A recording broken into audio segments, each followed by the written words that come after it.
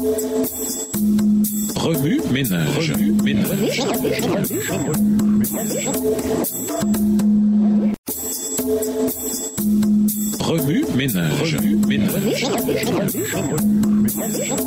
Bienvenue à votre émission Remue ménage. Nouvelles sont de dimanche, intériorisées, révélées, voilées, restaurées. Dieu dit à Moïse que le sanctuaire avait pour but de lui permettre de vivre au milieu de son peuple. Exode 25, verset 8. Mais pourquoi lui fallait-il une structure pour sa présence? Dieu, après tout, n'a certes pas besoin d'une maison pour se protéger du monde extérieur comme nous le faisons. Cependant, il interagit souvent avec nous dans des contextes auxquels nous pouvons nous identifier. Peut-être qu'en ayant une tente ou une demeure pour Dieu, son peuple pourrait faire l'expérience de sa présence de manière plus concrète. C'était d'autant plus important qu'il ne pouvait le voir physiquement. Ne pas voir Dieu est un défi pour les êtres humains, car notre sens premier, c'est la vue. Le fait d'avoir un sanctuaire comme lieu physique de la présence de Dieu rappelait aux Israélites de lui faire confiance. En plus d'être un lieu de révélation, un lieu où l'on pouvait faire l'expérience de la présence de Dieu, le sanctuaire fonctionnait aussi comme un lieu pour voiler sa personne. Lorsqu'il avait énoncé les 10 commandements aux Israélites,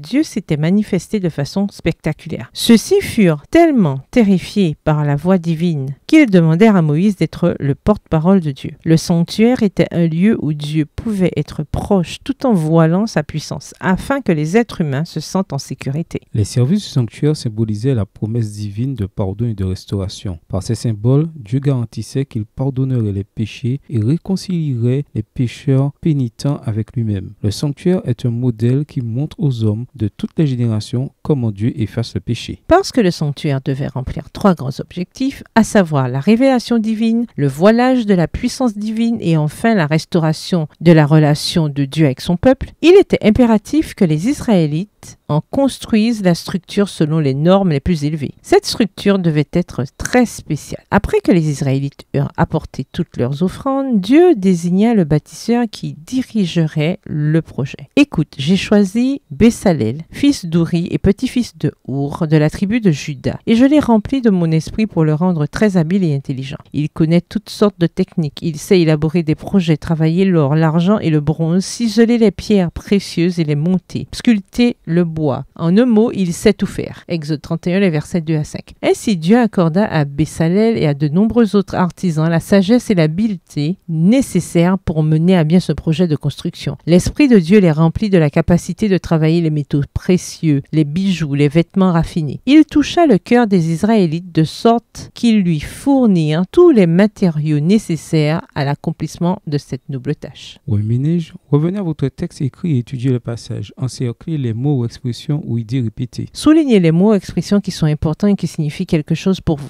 Reliez par une flèche les mots ou expressions aux autres mots ou expressions associés aux connexes. Quels éclairages particuliers vos notes semblent-elles indiquer dans l'ensemble? Mémorisez votre verset préféré tiré d'Exode 25. Écrivez-le plusieurs fois pour vous le rappeler plus facilement. Dieu vous a-t-il déjà accordé les dons nécessaires pour faire quelque chose de très difficile ou d'important? De quelle manière? Au revoir. Et à demain si Dieu veut. Remue ménage. Remue ménage.